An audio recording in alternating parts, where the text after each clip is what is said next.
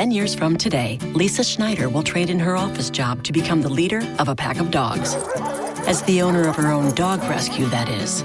A second act made possible by the reskilling courses Lisa's taking now with AARP to help make sure her income lives as long as she does. And she can finally run with the big dogs. And the small dogs, who just think they're big dogs. That's why the younger you are, the more you need AARP. Learn more at aarp.org/skills.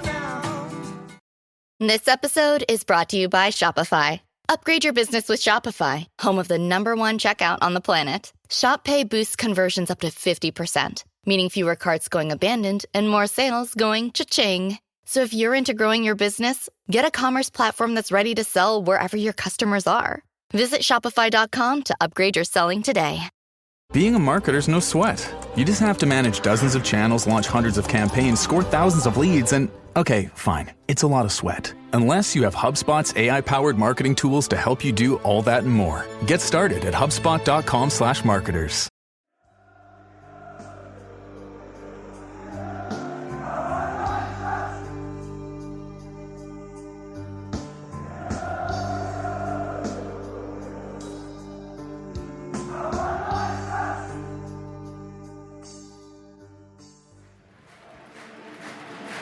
Hello, dear listeners. Welcome to Achtung Millwall, high in the Block 1 in Birdshit Corner. Speaking to us today, we've got a very special guest all the way over from Western Australia. It's Mr. Jimmy Webb. How you doing, Jim? Good day, Nick. Good day, everyone. How you doing? He's putting it on for us, listeners. He's putting it on for us. It's a cold, grey afternoon. Too cold for you, Jim? I'm expecting the snow to fall any minute now. I'm freezing. I am absolutely freezing, 30 degrees back home today. Freezing, dear listeners. Ain't that bad. You join us here, of course, for the visit of Burnley, 4th place Burnley, to the Den. No Brazilian Fleming playing for Burnley, but obviously one of the stronger sides in the division. They come into today's game sitting in 4th position. They were second, so they'll be looking for a win today. The Lions, if we win, could go as far as 7th, the giddy heights of 7th, Jim. It'll be some achievement if we get up that high from quite a low point this season, mate. 7th, really? You haven't been watching it, have you? I'm amazed, 7th. If we win today, yeah. That just proved how poor this division can be at times. Your Lions team today, dear listeners, is a Neil Harris 11, I think you probably call it. Jensen in goal, back line, Ryan Leonard, Jake Cooper, Jeff at Tanganga, Joe Bryan comes in today, gives us a bit more attacking flair, apparently. In front of them, George Saville, Casper Denoir, the attacking three, George Honeyman, Romain Esse and Femi Aziz this afternoon. In front of them, Macaulay Langstaff. Sitting on the bench, Roberts, McNamara, Hutchinson, Wintle, Kelly, Watmore, Coburn returns, Imarku and Ivanovic sitting on the bench this afternoon. No Classic last week. Did you watch last week's game, Jim? I only saw the highlights last week. The highlights? Yeah. The highlights. 2 minutes. No Classic, says the South London. It certainly wasn't, but who's complaining? A 1-0 win, a late goal for Casper Denoir to steal 3 points. Nothing better than stealing 3 points from South Wales. Neil Harris speaking to the South Londoners. We probably got a bit more than what we deserved, if I'm honest. It's brilliant. That's how football works. We know you don't always get what you deserve. Now, today is Remembrance Day, dear listeners, at the Den. We are awaiting the pre-match ceremonies, Remembrance afternoon. Poppy's on sale outside the stadium. Group of Reeves in the middle of the players are now gathered around the centre circle. So we'll take a pause whilst this unfolds.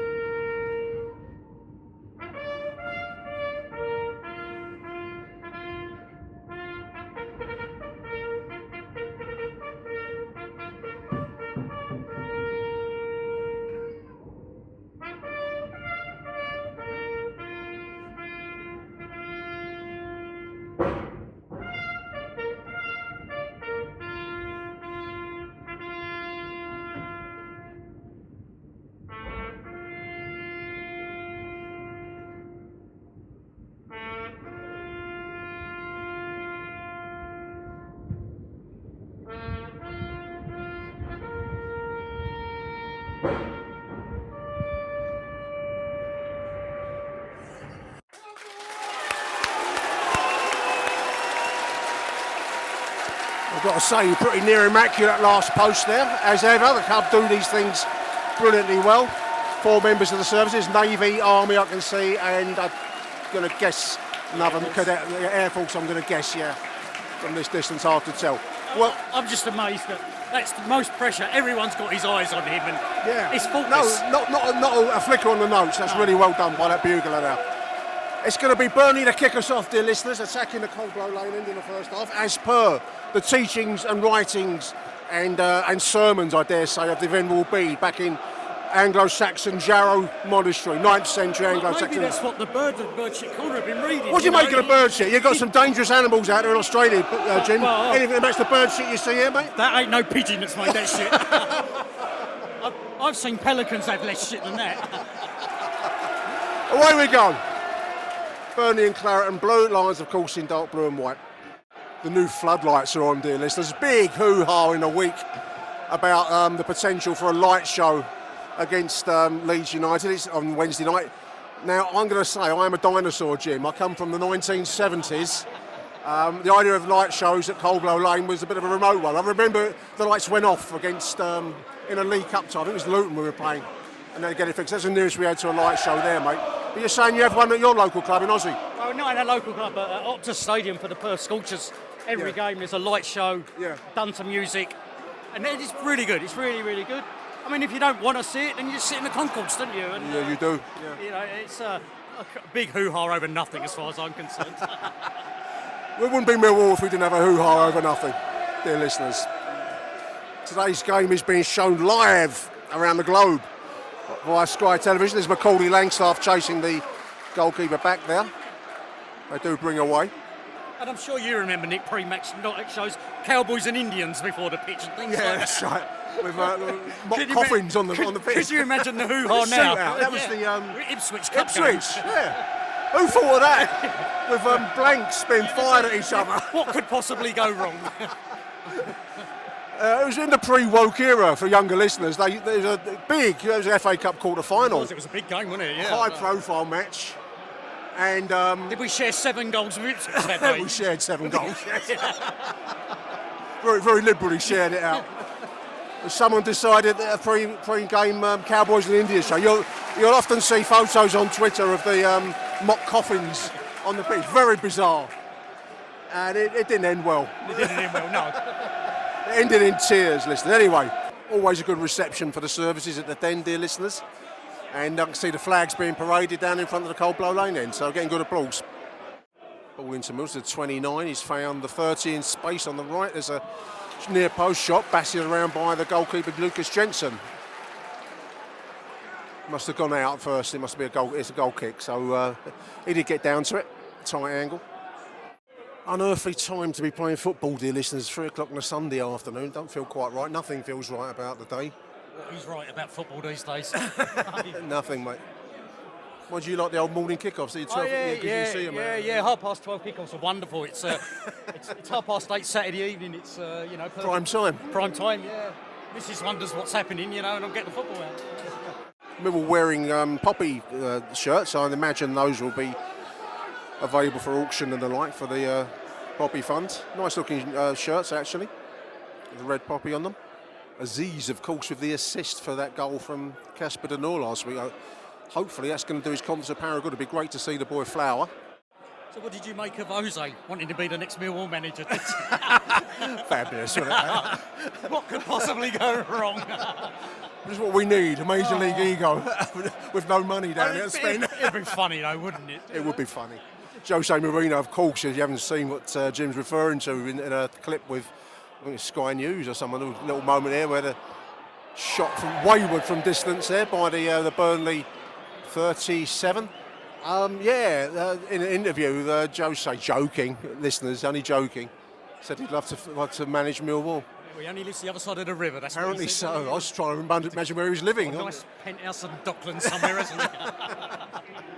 He said he'd be close to work. What a laugh that would be if that ever came to pass. But there we are. Big shout out to Jose Mourinho. If you listen to Achtung Mill, I know you probably are now that you're interested in the Millwall job. Get in touch. Hit me up.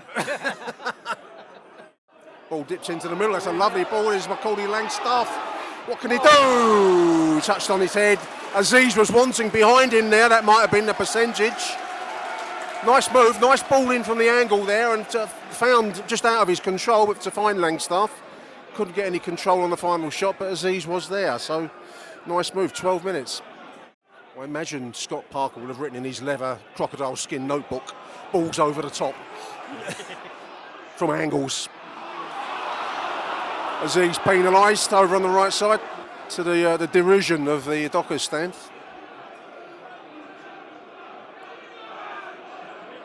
I think they're giving the Lino some advice over there. They are, strongly advising him to his future prospects. Yeah. Ball down the middle from the 37, a shot just inches wide. Little daisy cutter. Bit easy though, wasn't it? Yeah. That was from the halfway. Do they have daisies in Australia, Jim? Yeah. They have daisies. They got everything out there, haven't they? Yeah. Lethal animals. Haven't got squirrels. Squirrels. I saw a squirrel last week. Oh, I haven't seen one of them for a while. 15 minutes, couple of moments from Millwall so far. We've probably looked the brighter, although I'd say Burnley have got more of the possession.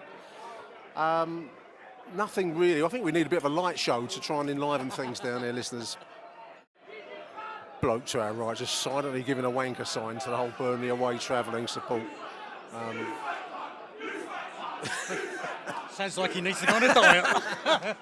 We can't comment on the man's weight because we can't see him from where we're standing, listeners. But I have every impression he's overweight. I think so. We'll take the opinion of the home supporters. All the way back to the goalkeeper. Possession by Burnley, dear listeners. As Jim said, in the style of Pep Guardiola, the modern style. The 30 on the right side, seeing a lot of the football, dear listeners. Burnley now pressing for about halfway inside our half. We're on 18 minutes or so. This is the 8 centrally now. Good work there by Joe Bryan as the 30 tried to put the ball into the danger area. Joe was just took away the sting, but they do get it back, listeners. 29 now, ball right across the penalty area there, and it rolls through to Lucas Jensen. No problem there. Coming towards the halfway point of the first half. That Langstaff moment, probably the only real chance of the game for Mill so far, but we've looked bright when we've had the ball. A lot of possession for Burnley, of course, so ball is now back out right. This is Ryan Leonard, going to get a decent cross in. It's towards Cooper, penalised. I don't know how you picked him out of that. There's two blokes with him and Jake Cooper, so it seems to be the rule that makes it an offence against Jake Cooper, listeners. Yellow card too, probably had something to say about it. Cooper getting booked there for obviously telling the referee that he may not have made the right decision there, I think. Yeah, I think he objected to that. It's brought the crowd into play, listeners. It was just getting a bit flat for a moment earlier on. Burnley have come here to kill the game off and pass it around and bore us into submission. So a little bit of a flashpoint now. I couldn't see much wrong with what Jake was doing any more than what the two Burnley players were doing. Yeah, 50-50, I think. You know, it's an iron rule of refereeing that if it's Jake Cooper, then the decision goes against him. Oh, the lino's gone. And the linesman's got hit in the mush. No, the linesman's pulled a hammy, I think. He's gone. The Docker stands celebrate. It's gone over. Injured in some way. I didn't see what caused it. He's not going to carry on, Jim. He's not well, is he? No. Oh, there's a chant from the ladies. He's clutching his ankle. He's done something to his ankle. I thought he might have been hit by the ball. People shouting at him over that off. He's going off, listeners. Oh, it's a theatre of cruelty at the den, dear listeners. So we're officially on 35 minutes, but there must be at least 10 minutes, I'm going to say, to be added on. We still haven't restarted, listeners. It's a shambles. Away we go at last. Football back. Well, I hesitate to say it, Jim, but they've been quite poor, really, haven't they? I mean, possession, but nothing doing it. They've had lots of puff, but no puff. No puff, that's right. We're on officially 38 minutes, plus whatever gets added on. But the game kind of broken up completely by that injury to the linesman. We were just getting that momentum when we had that. Yeah, it took the steam out of it completely, didn't it? The 11 takes at last, in it comes, near post ball. rolls out to the edge of the penalty. That's in Aussie football, Jim, that would have been a point, wouldn't it? A behind. A behind. A behind. A behind. But in Aussie football, that's a point for missing the goal. Would have been a good behind. Yeah, if there's such a thing as a good behind. 7 minutes added time, listeners. Doesn't seem enough to me, but anyway, there we are. Burnley still passing in triangles around in the area, their own area. Jim stifles a yawn next to me because he doesn't appreciate his beautiful football. Might be the jet lag kicking in. The jet lag might be, yeah. Great tackle, Romain Esse, he get penalised again, he got the ball. Some great tackling going in there, listeners. Trying to force the Burnley possession into errors inside their own half. Ryan Leonard wins the ball well there in midfield. This is Langstaff. Ball breaks, Honeyman on the break now on the right side. 2 minutes into the added time, ball's into the middle. Blocked at the near post as Honeyman's trying to put the ball into Casper Denora, right-sided corner. In it comes. Ball bouncing around, cleared at the last by the... His shirt rips off his back there and, you know... Nice ball through, says Jules Savary, clips the ball into the middle of the goalkeeper, collects under no pressure. Chance for Burnley to break here, listeners. Great work there, great work. Joe Bryan on the wrong side, on the right side. That earns his applause there, rightly so. Romain Esse now finds Macaulay Langstaff. No angle, no one in the middle for him. Mill in possession on the right side though. This is Aziz. He's done all right this half for me. Femi Aziz, he's looked dangerous. This is Romain Esse now on the ball. Mill somehow keeping possession. He's forced a throw in for Burnley. I thought we might have forced a corner over in the far side there. Nice movement. Denor. Inside, this is Honeyman.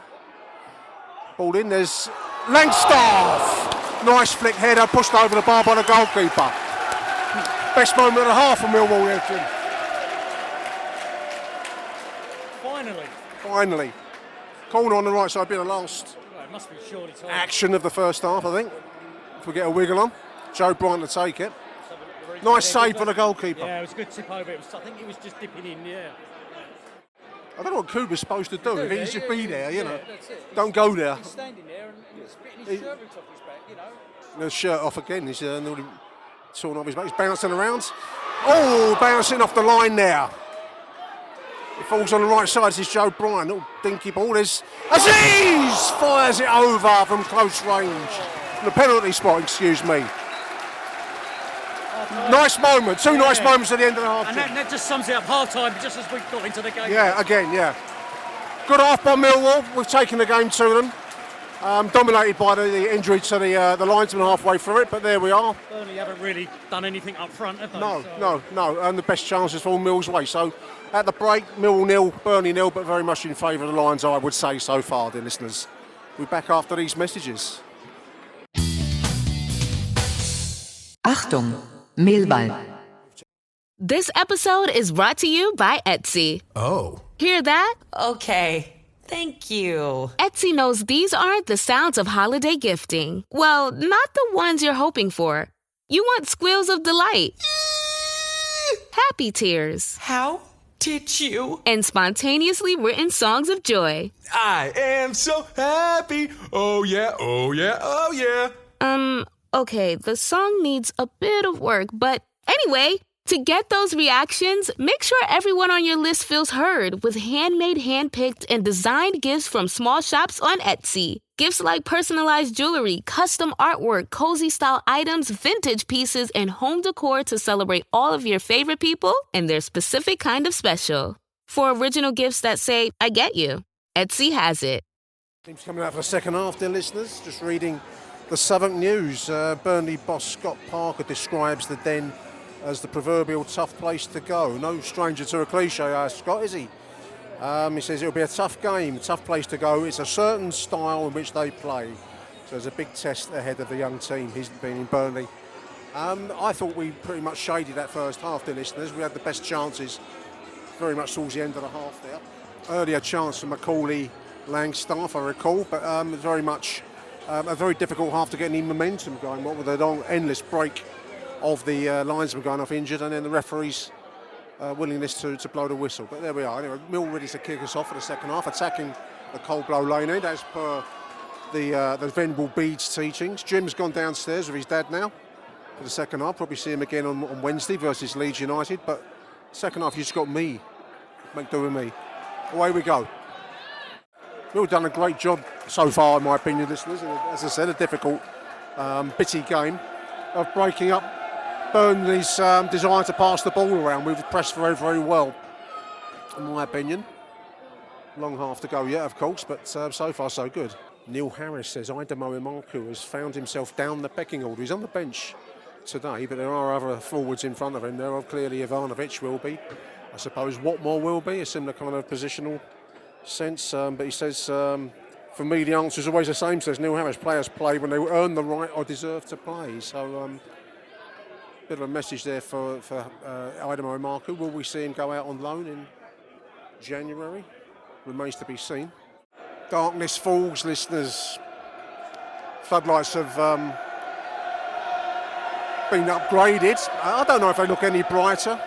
I don't know. I suppose that you got the opportunity for the light show, which I am intrigued to see on Wednesday night. The actual playing picture, they weren't bad before. I thought the floodlighting system we had here was pretty good, but apparently they've been upgraded, so they match the lux values that the EFL specify.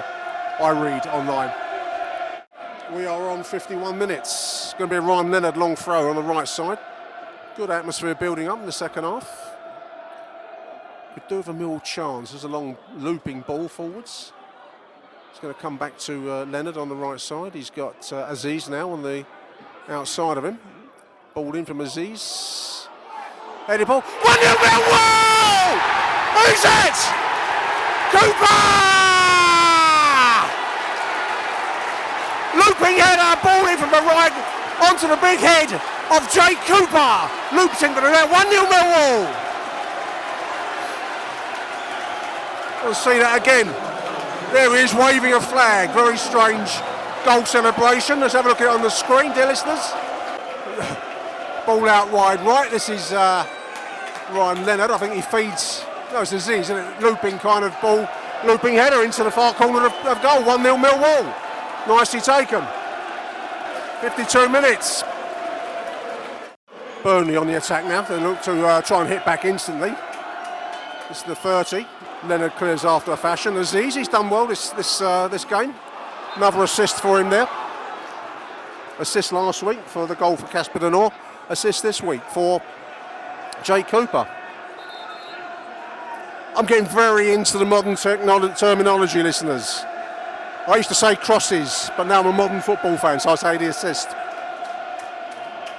No more than we've deserved that lead, listeners, in my opinion.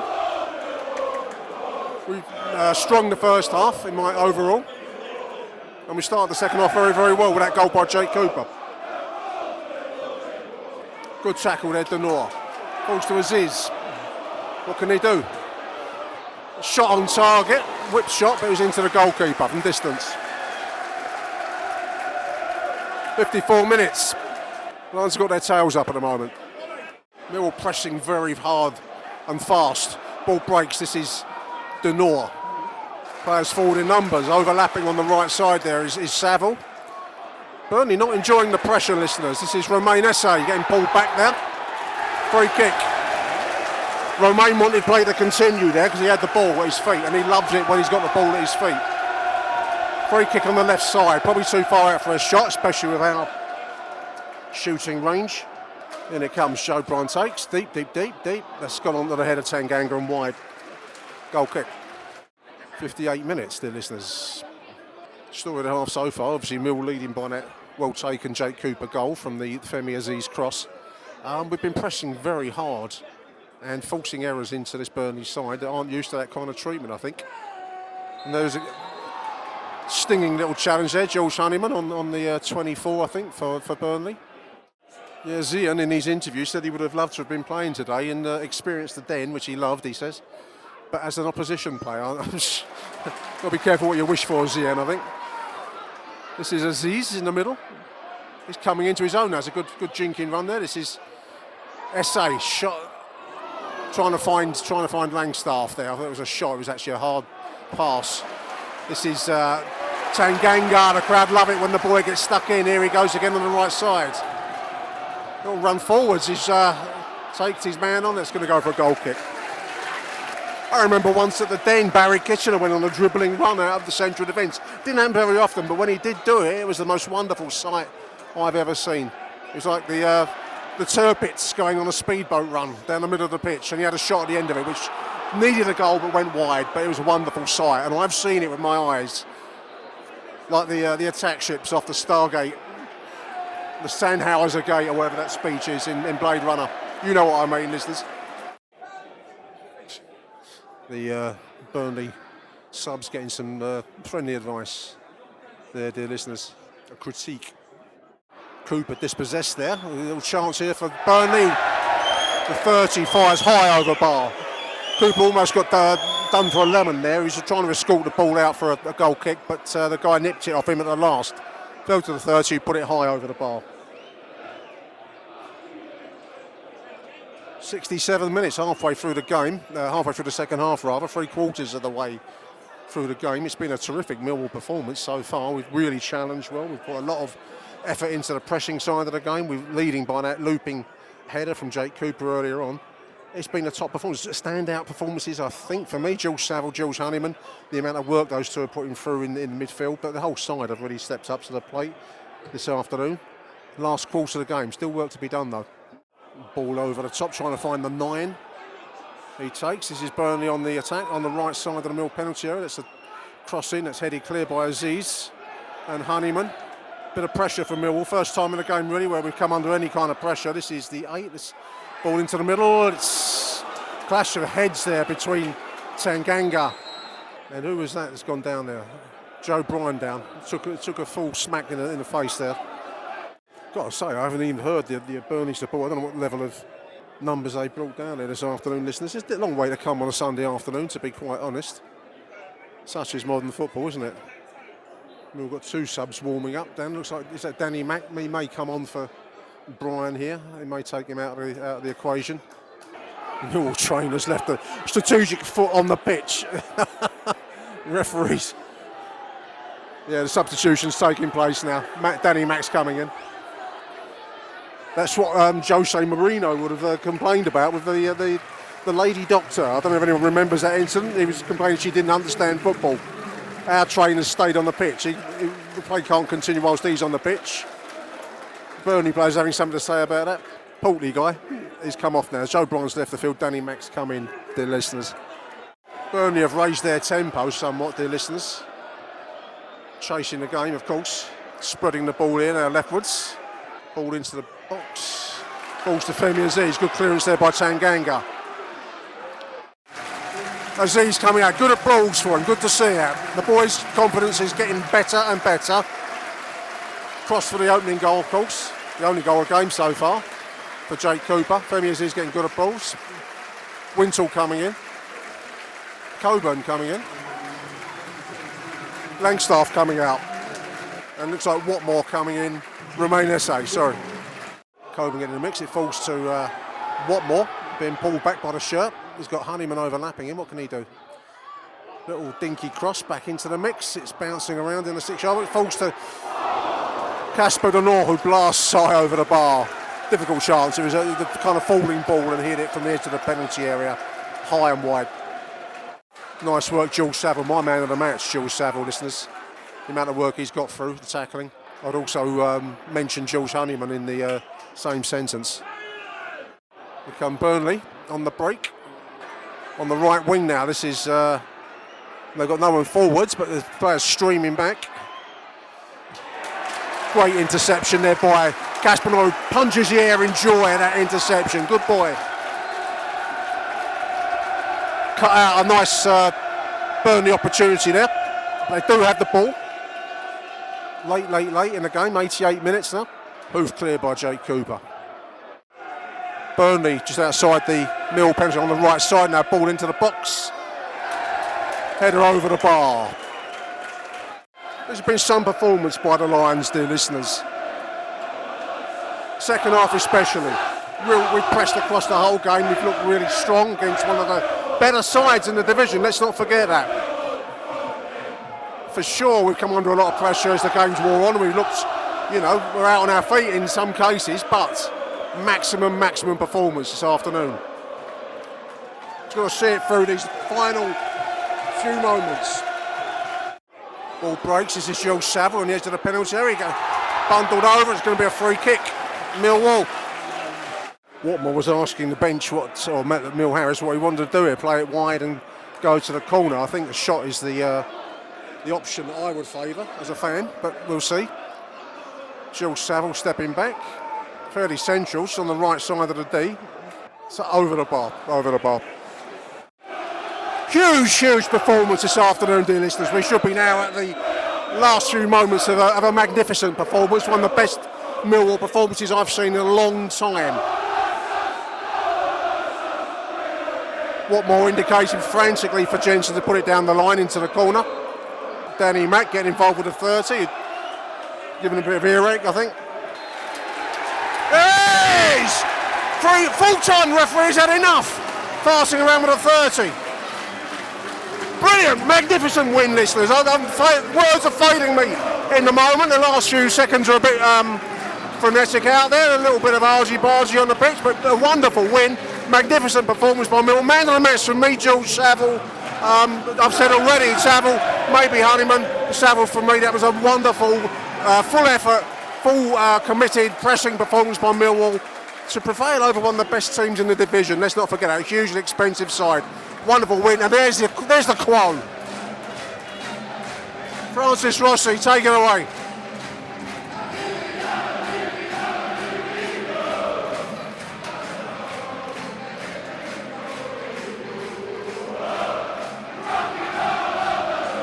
Wonderful stuff. Do a like show to that, dear listeners. We're going to be right back after these messages. Achtung, Millwall. The show after that magnificent 1-0 win earlier on this afternoon to show regular Neil Fissler. Welcome to the show, Neil. Hello, mate. How are you? I am feeling really good. Not long got home from the den. One of the most magnificent Millwall performances in a long time, Neil. I'm trying to think of comparisons. I'm going back to the win over Leicester late last season. That was an equally stupendous showing, but I thought we did really well today. That was a massive show against an expensive looking Burnley side. Yeah, we sent out a big message, didn't we, I think, with that performance. I think going into it, you looked where Burnley were and certainly you'd have taken a point probably before the game. Yeah. But I thought that they were awful. I don't know what anybody else or you thought. I thought they only had one player, which was that Italian winger, cauliflower cheese or whatever he was called. The 30, yeah, he looked dangerous, didn't he? A one-trick pony, I thought. I thought they got the ball out to him. He'd knock the ball 5 yards in front of him and then attempt to run onto it and cause something. They were absolutely appalling. I was just flicking through the BBC website. They got comments after the game. A lot of Burnley comment on there, obviously. They don't seem too enamoured of Scott Parker. I mean, I've got to be honest, Neil, that kind of football, I despise it. It's what we're told is modern football, isn't it? You know, the kind of Pep style, pass it around and go nowhere, pass it from the goalkeeper out. I mean, the statistics are quite remarkable, really, given that we've won 64, nearly 65%. Let's call it 65% for Burnley, 35% for Millwall. 3 shots on target for us, just 1 shot on target for them. That kind of football is... It's the destruction of football, in my opinion, listeners. I think it's eroding the game as we know and love it, because I couldn't watch that every week, Neil. No, it's partly why I think Pep's a bit of a cunt, to be honest with you.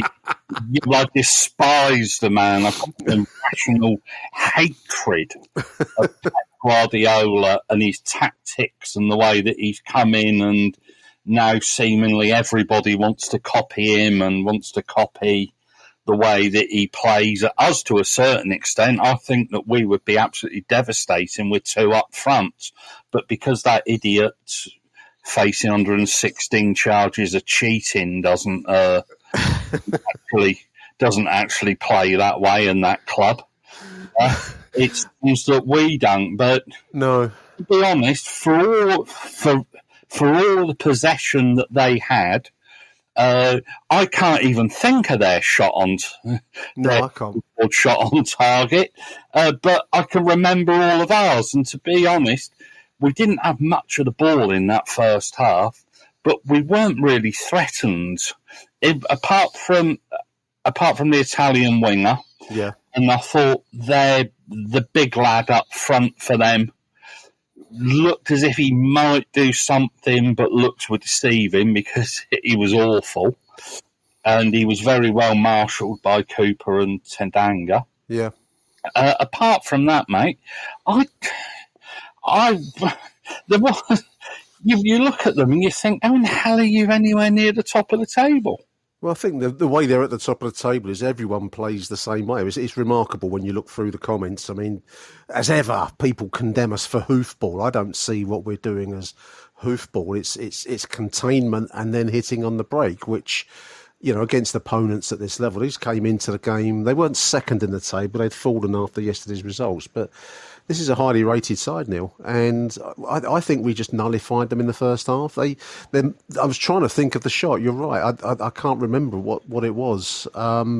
But they looked okay-ish in the opening phase, but I thought it was fairly even.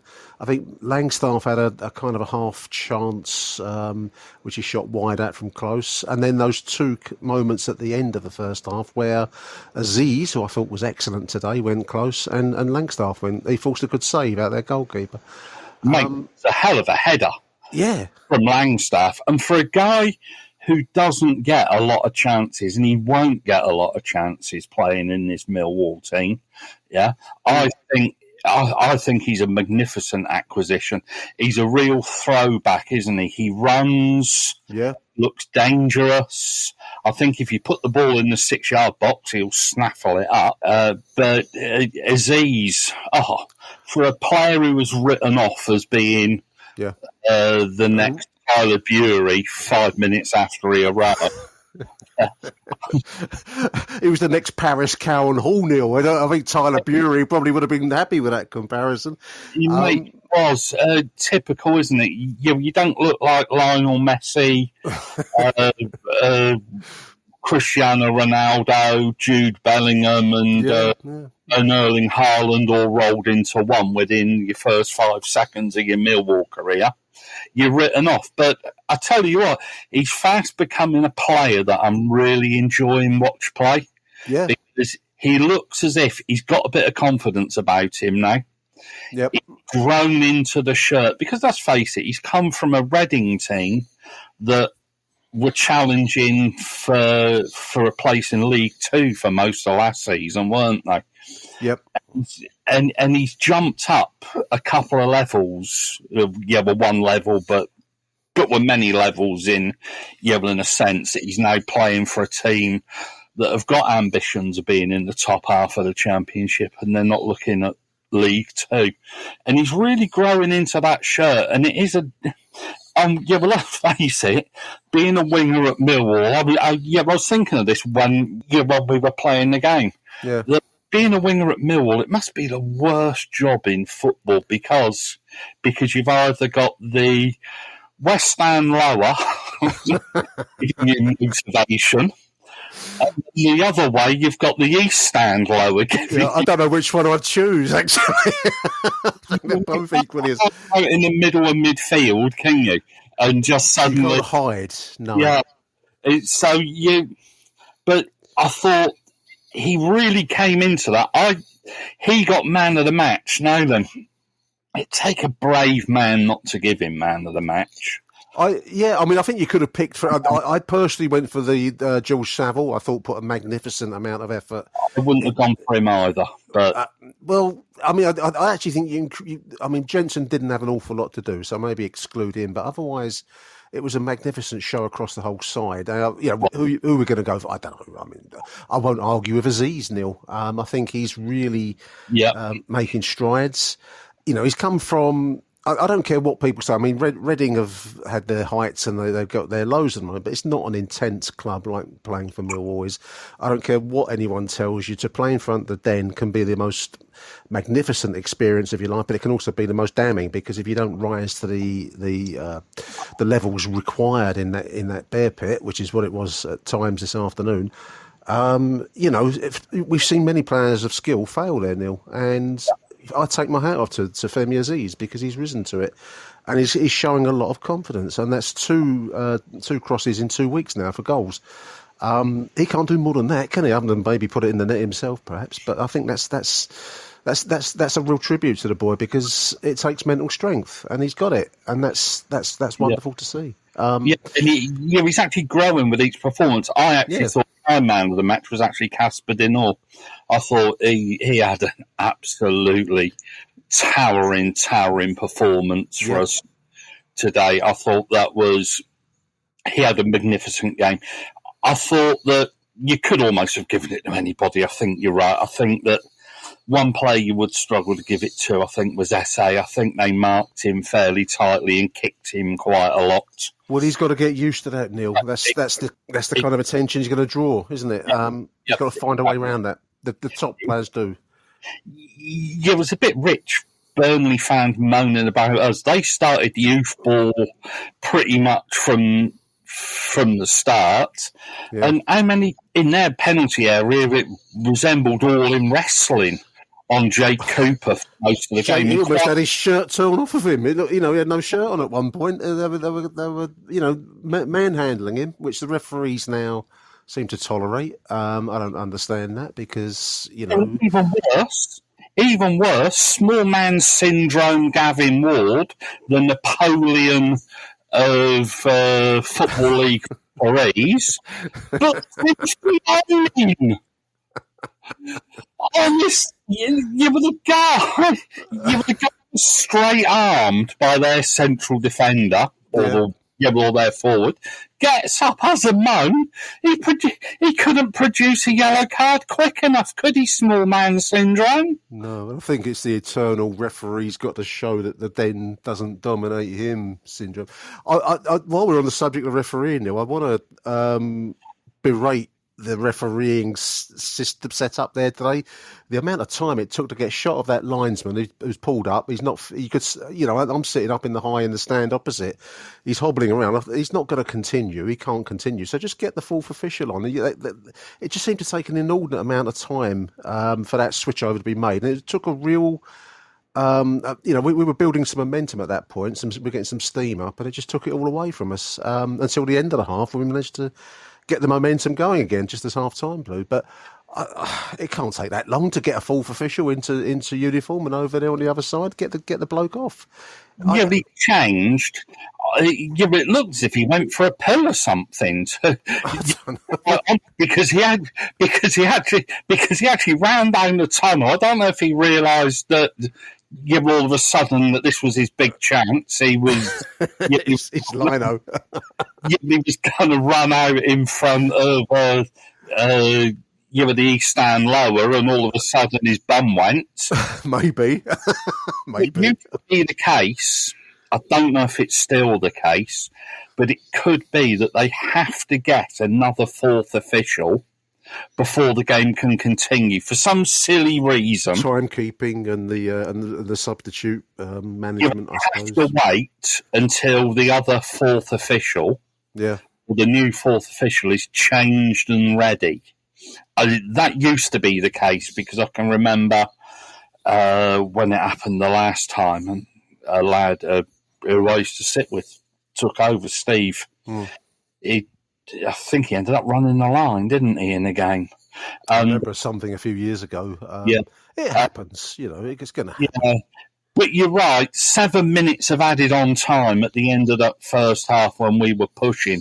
And it's quite obvious that as soon as he went down and an old small man Napoleon went over, and it was quite obvious that he wasn't going to continue, because he couldn't stand up, let alone hobble or And yeah, it took the momentum out of the game, but I think it probably affected them more than it affected us, actually, because we came on strong at the end of that first half.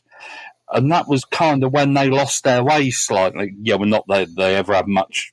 No, they never quite got a grip on the game, did they? I mean, half-time came 0-0.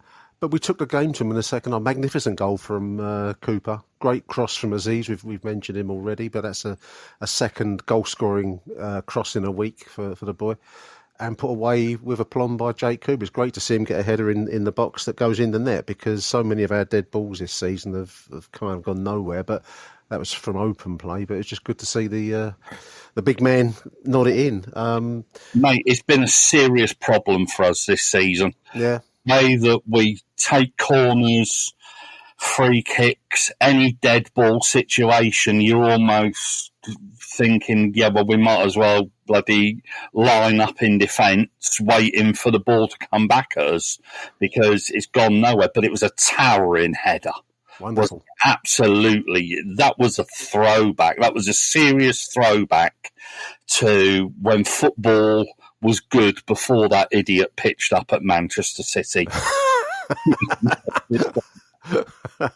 Who spoilt the game generally for us. I agree with that. Just looking at some of the post-match quotes here, there must have been an on-pitch interview with Jake Cooper, and he says that was as Millwall performance as you can get. I would say that was as Neil Harris has this kind of strange verbal habit, Neil, of referring to himself in the third person. There's a Neil Harris side, a Neil Harris performance, a Neil Harris Millwall performance. But that was, in all honesty, a very Neil Harris Millwall performance today. I mean, if you want to bottle it, that would be wonderful to sell, because it just caught the moment in a very good atmosphere. Then second half, I thought. Yeah, it's a saying I don't like, and as soon as Harris said it last season, I cringed. But it was Millwallness. It was Millwallness today, though. That was a top-of-the-table team coming down, Sky pitch up. They mess everybody around by playing it at 3 o'clock on a Sunday. Yeah. What was that all about? Look, well, I must admit, it's actually made Sunday probably the most enjoyable day of this weekend. Well, yeah. I mean, also from a personal point of view, I mean, driving over to Bermondsey from where I am in East London, listeners, is a much easier prospect on a Sunday afternoon. And getting home again, you're home in like half an hour, with no grief at the tunnel, Neil. So they can probably do that more often, although I was calling it unearthly kick-off time earlier on. But, yeah, Jake Cooper says it was a great cross from Femi for my goal. It was. The performance was about as Millwall as you can get at the Den. We scored off the second ball and limited Burnley to very little. I think that sums it up very nicely, Neil. We dug in, defended well, and we're very proud of our performance. And I second that, because that was it was a really enjoyable afternoon out, and that's really what you want football to be for. That's its purpose in this life. So I take my hat off to the entire Millwall side and management. Mate, it just shows how far we've come in the last month, because after that, I know we outclassed Preston. Yeah. But then we lost that game at Cardiff. Yeah, we did. Yeah. And you thought, oh God, here we go. And you looked at the fixtures that we had ahead of us up until this international break, and you were thinking, I don't know how many points we're going to get here. But all of a sudden, we're in 7th place, which just shows what a basket case this league is, really. A few wins and you're right up there. What are we, 3 points out of the playoffs, or 2 points out of the playoffs, something like that. Yep. 10 points off top place. I'm not saying we're going to finish in top place or we're going to... No. But we're putting ourselves in a wonderful, wonderful position to kick on, and we're getting players back now, which is something that we've been crying out for. Coburn came on for it. Interesting, he used Coburn, Neil, rather than Ivanovic. Maybe he felt Ivanovic was a little bit young for a big situation like that at the Den. I don't know. Mate, Ivanovic, he scored that goal against Derby, which was a good finish. It was a good finish, but I think but then he started the next game, didn't he? And to be honest, he struggled to get into it, I thought. I forget who it was against. It's a big step up. I know he's played Serbian football, but it's a big step up. This is a hard league. And, he's 19. Yeah, 19. He's 19 or 20. Yeah. He's into a brand new country. Yep. He's learning a brand new language. Yeah. A brand new system of playing and league and whatever else. But don't get me wrong, he's looked useful. He's actually looked useful when he comes on, but I think it's another one of those that we're probably not looking at now, are we? Because we've got Coburn when he's fit. Yeah, and he looked all right when he came in. I think Ivanovic there's a lot of potential there. I mean, there's no hiding from the fact that he's got a lot of the right ingredients. I just look at Romain Esse, Neil, and when we've seen him in the past, he's been a boy really. He's got the flicks and he's got the skill and the touches, but now he's added the physical quality. It wasn't his day today, and I think you're right. They spotted him as one of our main threats and marked him out of it and roughed him up. He's got to find a way around that. But the amount of defensive work the boy does now, I think that's gold dust for managers. So that kind of element, that workload, if you want to call it that, is what Ivanovic is going to have to work on. I think the boy's got all the right talent ingredients. He's just got to do the other side of the game that managers look for. So fair play to Neil Harris today. I think he'll be another one that would probably benefit from us playing two up front. Yeah. To a certain extent, the way that Coburn, I think, would benefit, and so would Langstaff, because it would give him somebody to feed off. Instead of having to chase every lost cause going, we could actually... I wonder if we'll get to that this season. I mean, I can understand the thinking, well, we haven't gone to it. I get the need to bring back some of these players from injury. I'm curious to know whether we will... Neil Harris, I think, in an interview, one of the games, a few games back, expressed an interest in going to two up front. I mean, that was his, the classic Harris and Moody. That was that Cascarino, Sheringham. These are the classic front two. So I'm just curious to know whether we will move down in that way. We'll see. We'll see once the season unfolds. I think it would suit us, and I think it would suit the players that we've got. But then again, who do you drop? Because we look quite balanced at the moment. Yeah. I want to mention Jules Honeyman. We haven't mentioned Jules Honeyman, another potential man of the match today. I thought that the amount of running that guy does and the amount of overlaps and just his sheer willingness to cover the ground, Neil, it's incredible. In the correct use of the word, it is awesome, because that's a hard role to take on the football pitch, and he did it magnificently today. So shout out to Jules Honeyman. Yeah, no, he did, and I think he even filled in at centre half at once. He did everything, didn't he? But I mean, to be honest, he's a player who doesn't get the plaudits that he deserves, because I think sometimes his finishing lets him down. Yeah, a couple of times this season he should have finished, and he struggled to. But he gives everything.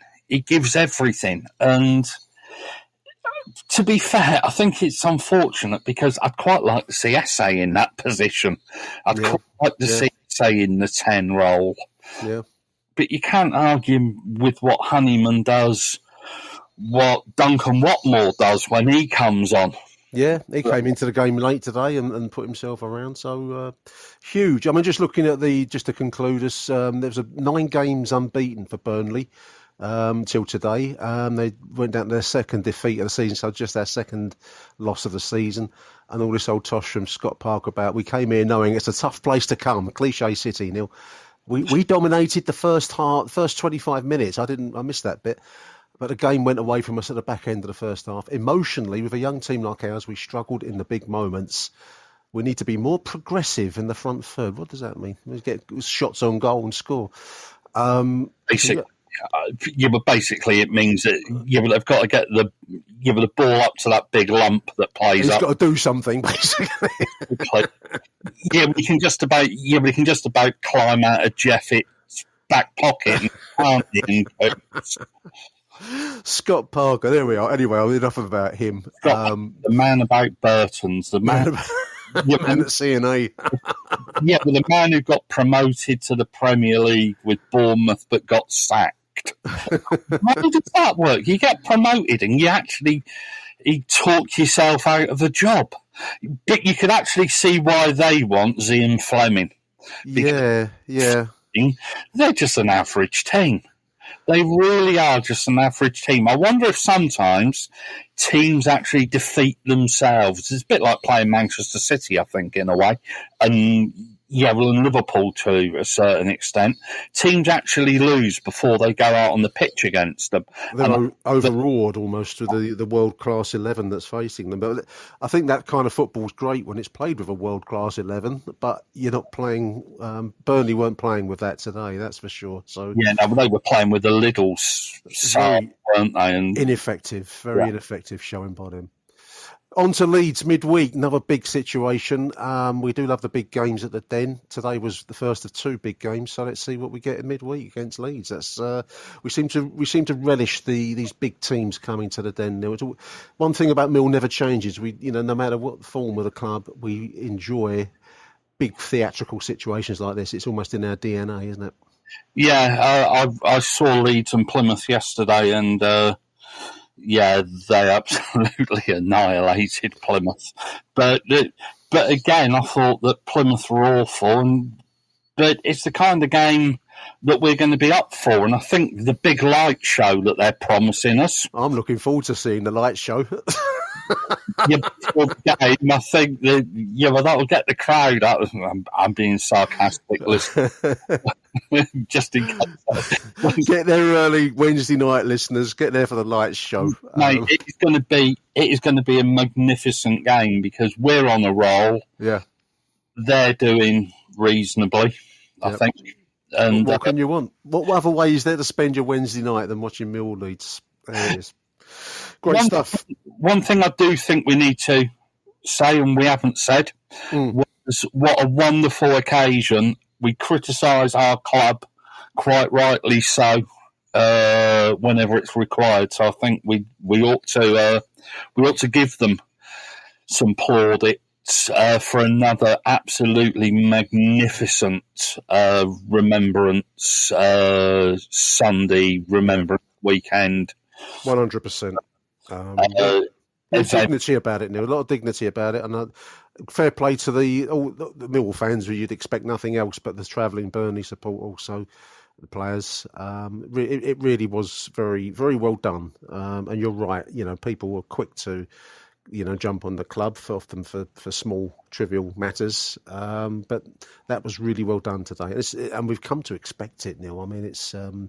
Gets a bit, we can't imagine that other clubs don't do what we do, but we really stand out on that. And hats off to the club and management for sorting that out today, and for the service personnel for coming out as well. And to see Bomber Mills or Bombardier Mills,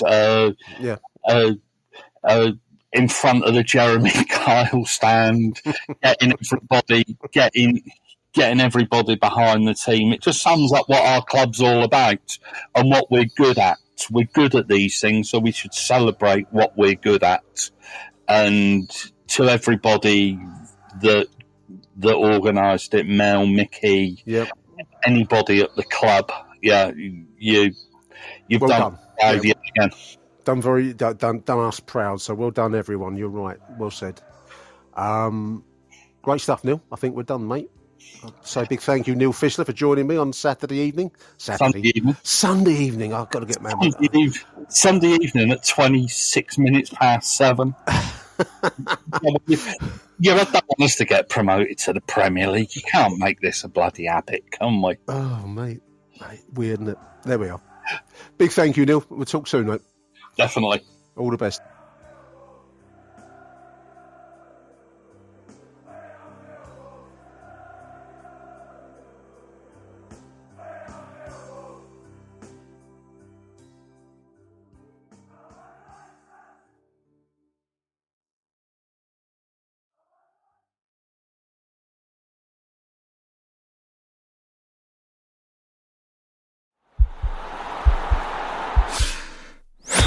This podcast is part of the Sports Social Podcast Network.